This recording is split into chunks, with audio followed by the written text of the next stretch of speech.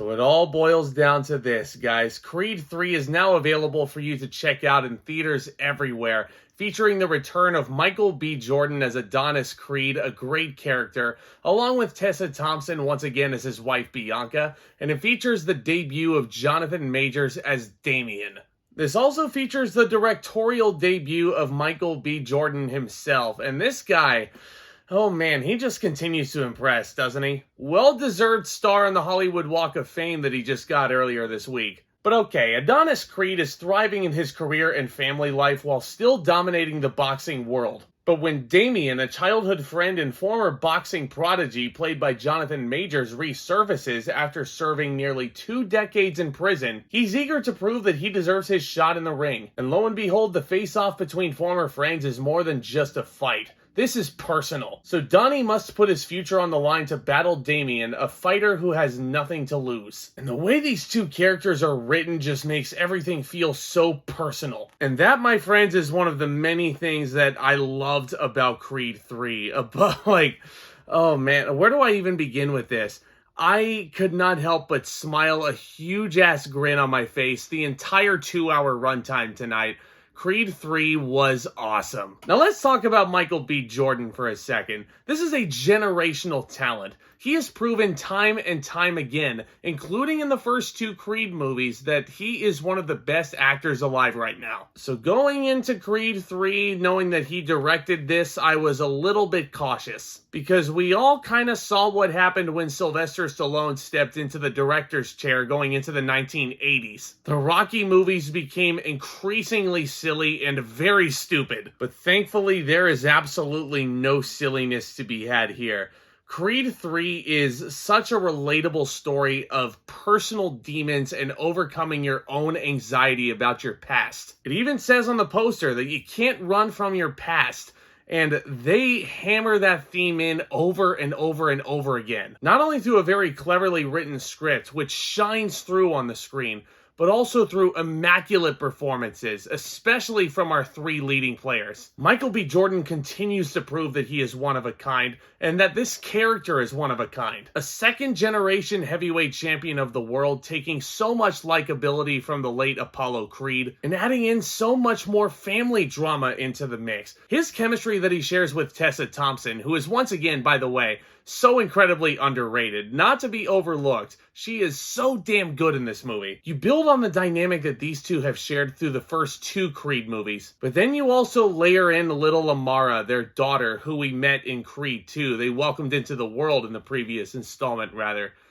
Oh my god, I loved this father-daughter dynamic. I loved the signing that they were doing throughout the film, and it is just such a sweet and endearing relationship that I just could not help but smile at. And I love the extra exploration into Donnie's relationship with his mother, played by Phylicia Rashad once again. Magnificently, might I add. Again, not to be overlooked. She was so damn good. And there were just so many moments involving this family dynamic that brought tears to your eyes. I couldn't help but hear the waterworks forming behind me in this jam-packed theater, might I add. Everybody was so pumped to see this. But the fact that people were crying at this? Yes. Give me more of this amazingness, please. Speaking of amazingness, I mean, Jonathan Majors, 2023 just happens to be his year, huh? He just came out with another big blockbuster in Quantum Mania where he played the villain as well. Wonderfully, he was the show stealer there. And it's hard to argue against the fact that he steals the show in Creed 3.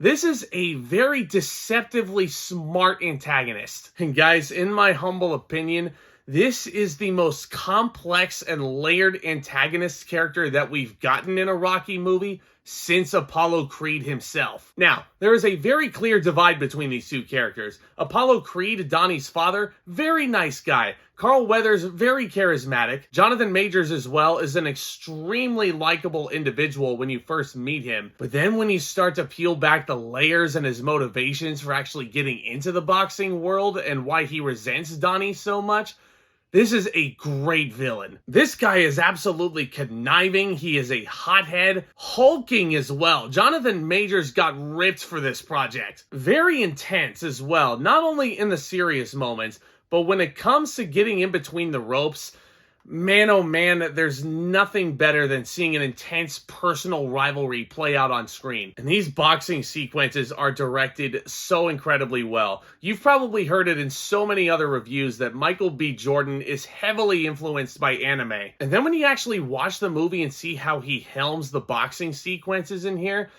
it's easy to see his influences. That final fight sequence has a big gigantic homage to the animes that he grew up loving. Trust me, if you watched anime, if you see that, you will know what it is immediately. And it's a really compelling way to tell a Rocky/Creed story that kind of deviates from the norm. Now trust me, you're gonna have those inspirational speeches and the training montage, of course, which is again a very different looking training montage, but it feels to me like even after the initial Creed movie, which again I still think is the best out of the three we've gotten so far, but this one feels the most different. It feels wholly unique amongst itself. Definitely feels like it can stand out on its own. And damn, just the way this movie was directed, Michael B. Jordan taking on two hats for this project, all the credit in the world to that man. And the way these boxing sequences were presented to us, it just, like, the magnitude of this project and the fact that Michael B. Jordan actually took over the reins as director, it's a massive undertaking. It's clear that he was going to pass with flying colors as an actor, but as a director, he's got my stamp of approval. And if he wants to continue making Creed movies, I am always in for it. That's crazy because this is the 9th movie in this saga, and it leaves me still wanting more. And I absolutely recommend that you check out Creed 3 in theaters this weekend. Please go and support it because it's going to be one of the most fun movie theater experiences you're going to have this calendar year. Now, I should address the elephant in the room. Sylvester Stallone is not in this movie as Rocky Balboa, whether it be due to contractual disagreements, creative differences. It sucks that we didn't get to see him again. But on the plus side, you definitely get to focus more on Donnie. He is out of Rocky Balboa's shadow, and he absolutely is passing. And it's great to learn more about this character and find new ways to relate to him that you never have before. But if I'm nitpicking one little thing about Creed 3, and this is honestly nitpicking because I loved this movie, clearly, oh man, I can't wait to watch it again. But there were a couple of moments in there where Rocky Balboa's absence was immensely felt. Now, I'm not going to get into details on what those moments exactly are, because then that'd be going into spoiler territory.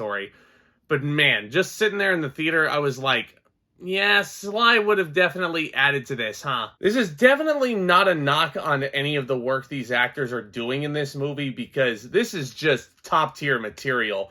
These three leading players, Phylicia, Rashad is absolutely fantastic. I loved seeing old characters from the past Creed movies like Victor Drago come into the fray. It's honestly really, really hard to find anything I strongly disliked about this movie.